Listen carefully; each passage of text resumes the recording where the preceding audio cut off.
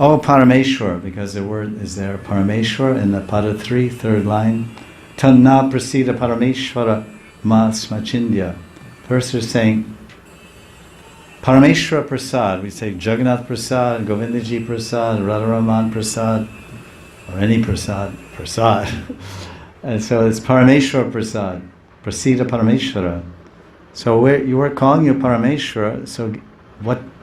So they translate Prasad as mercy. We say, I saw a very nice translation in a book, I forget by whom, but he translated the word Prasad in reference to food as grace food. Very nice. Maybe you've also seen that, but I saw that.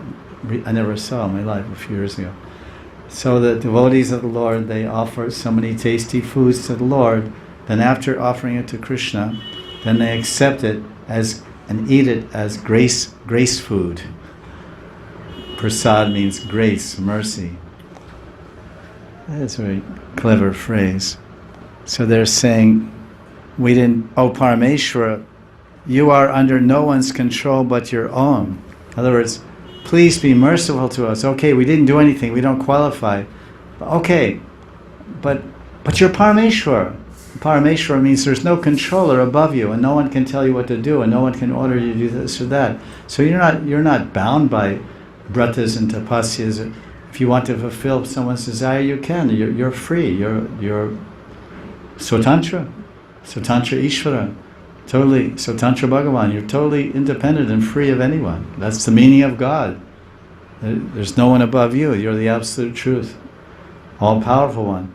So, okay, we didn't do anything, but you can. We didn't do anything to get your mercy, but you can do anything. We didn't do anything to get your mercy, but you can do anything because you're Parameshwar, you're the supreme controller. And the gopis go on. Now listen, Parameshwara. It's not our fault. It's your fault.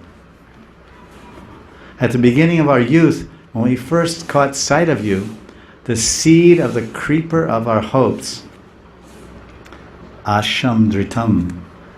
In other words, this I looked up in the Sanskrit of this. This is English. I looked up the Sanskrit tika of Vishnu Chakravarti just to see, compare the English with the Sanskrit basically. And the Sanskrit is Chakshu Raga Pratamam Chitta Sangash Sankalpa. So Chakshu Raga Pratamam means Chakshu eyes. Prata means the first time. First time we saw you, we fell in love with you. Raga means love. So we say love at first sight. So it starts there. Everything starts there with Krishna. That's what he says in the seed verses of the Gita. Ham sarvasya prabhava mata sarvam pravartate iti matva bhajantimam buddhavava samanvita. Says that those who are intelligent understand that I am the source of everything. Aham sarvasya prabhava. So everything means I am the source of all types of love, I am the source of all types of feeling, I am the source of all types of anything. Aham sarvasya prabhava. I heard this commentary once by one sannyasi.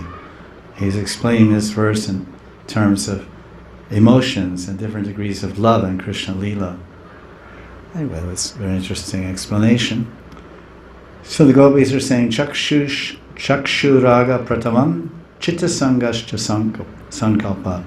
When we first saw you, the pratam, the beginning, the very first time we laid our eyes on you, we took a sankalpa. I took a sankalpa in my heart. I must have sangha with this person. Sangha means association, sangha means meeting, sangha means union. And that's called prasanga. Prasanga means the union of the lover and beloved. So sangha, like most Sanskrit words, has many meanings and also many degrees of meaning of the same thing.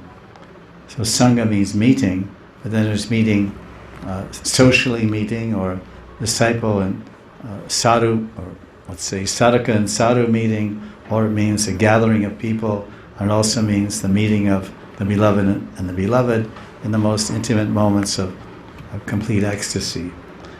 So they took a sankalpa that we want to meet you, We want to associate with you. We want to be your lovers.